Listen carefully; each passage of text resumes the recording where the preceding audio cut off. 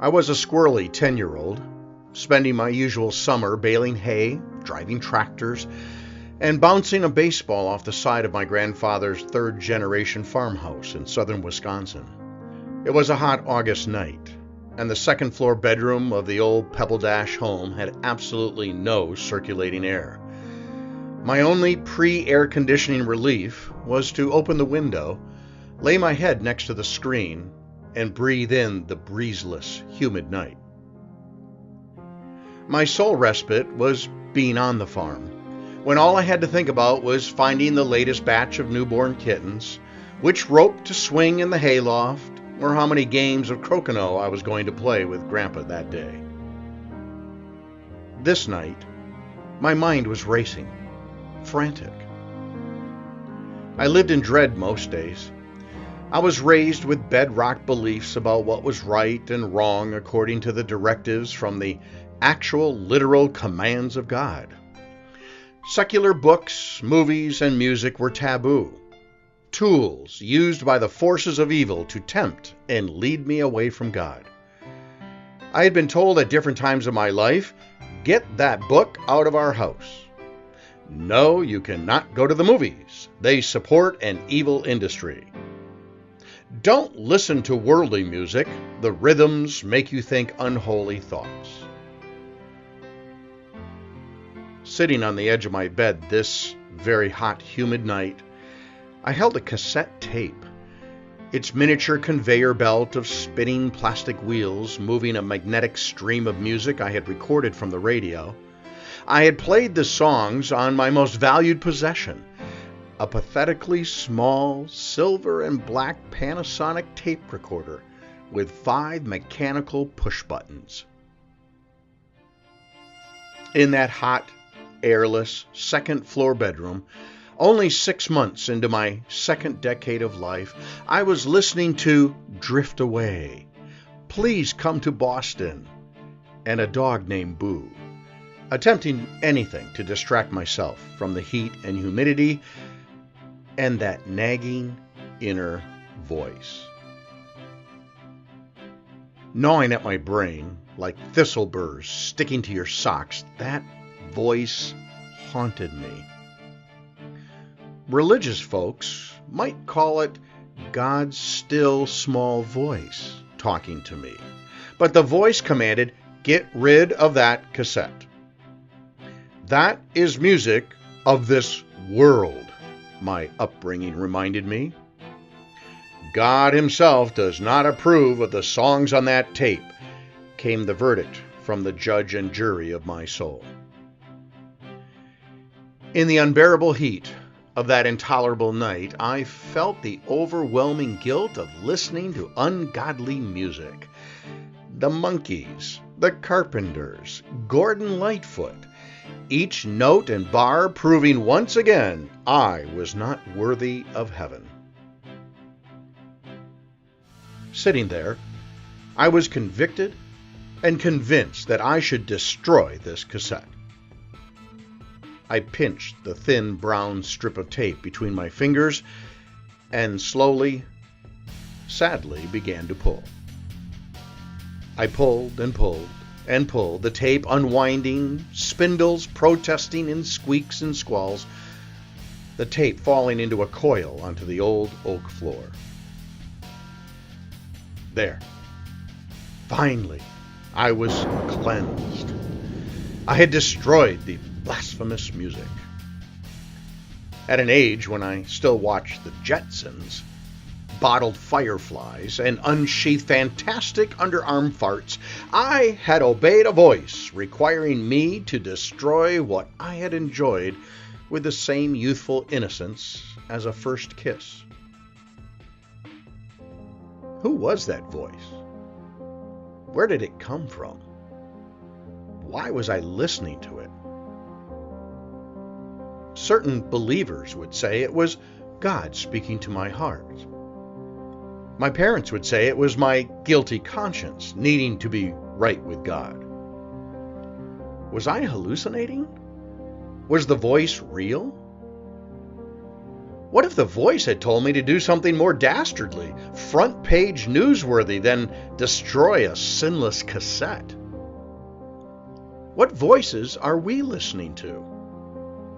Where do they come from? And how do we know they are an authentic source of direction rather than a manufactured mishmash of legends, myths, instructions, taboos, and generational and peer-pressured beliefs? I've read about source monitoring, the act and skill of evaluating the source of your beliefs. Apparently, source monitoring forms the basis of all reactions and responses to the stimuli of our lives. What we believe about a situation is based on the source of those beliefs. A past girlfriend once said we had a rocky relationship because she didn't believe in me. Her doubts were self-generated, lacking any factual evidence, rather than the external truth of my actions and affirmations. Her rocky, unstable reactions during our relationship came from a source that was not true. She did not monitor her source of truth. Truth comes from source monitoring, directing our actions and responses after evaluating if they conform to what is actual and real. Some say they have seen visions of dead loved ones. Are the visions real? What source did this belief come from? The voice that implored my young mind to destroy a cassette of worldly music came from an internal belief generated from years of indoctrination. Just because I thought I heard the voice tell me to do something didn't make it true, even if I believed it was real. My experience was real to me. My reaction to the experience was based on my belief, and at the age of 10, I did not have the skill or awareness to question the origin of my belief.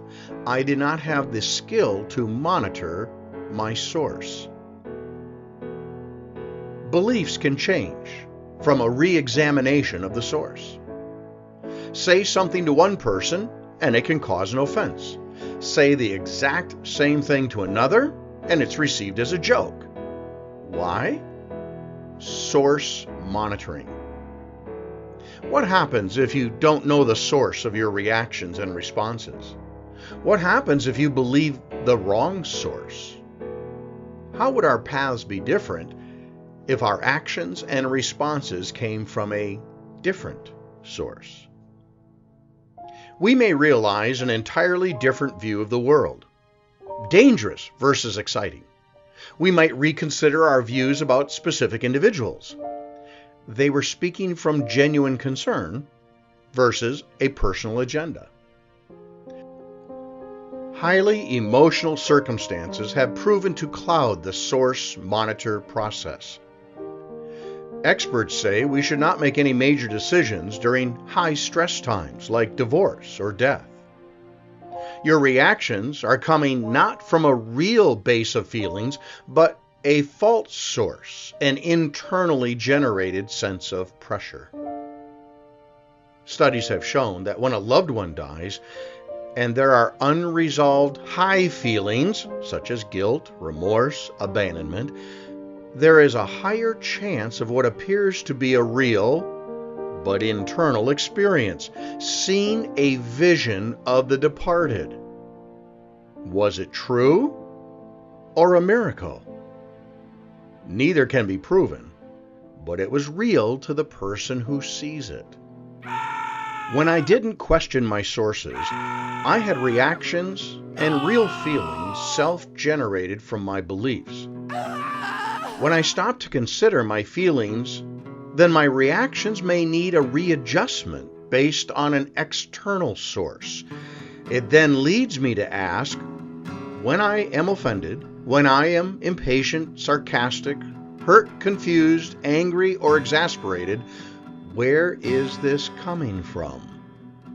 What is its source? If the class I am teaching is irritating me today. What is the source of that irritation? It's not from their questions. They're the same questions I get every day. My sense of irritation is usually generated from my true external source. I'm just tired. I want to go home. I've had enough for this week. If a friend says something that I believe to be rude, abrupt, or selfish, I have to ask, why am I interpreting these words as rude or abrupt or selfish? What is the source of my belief? If I don't know, my first question must be, what made you say that? With an answer that I believe to be true, I can analyze the source of my perceptions and feelings and make adjustments that are aligned closer to a true source, resulting in a more appropriate behavior and response. My goal is to act from a position of truth, rather than my perception of truth. I always told my radio station staff, tell me the truth so we can make the best decision. Good, bad, or ugly, tell me the truth. Then we can make a better choice with the truth than operating from hurt feelings or misinformation. Shortly after taking over my radio station, I had to let a manager go. She was a very nice lady who helped me tremendously, but I couldn't afford her salary, so I had no choice but to part ways. One of her clients, a local bank, canceled their advertising order the week after her dismissal. My very real feelings were urging me to lash out in a letter about their personal vendetta and how they shouldn't make advertising decisions based on personal feelings, and I would call the ad manager's boss and tell them how his advertising person was abusing their position. I was being provoked from an internal source, highly emotional and way off base. Good thing I did not send that letter. The truth, meaning the external source, was that the canceled ads were due to a temporary reallocation of funds. Several months later, they re-upped their regular advertising. And can you imagine the disastrous results if I had acted without considering my source and evaluating whether my feelings were coming from a true place? We all wish to lash out. That crazy driver who cuts me off, therefore they're a rude driver.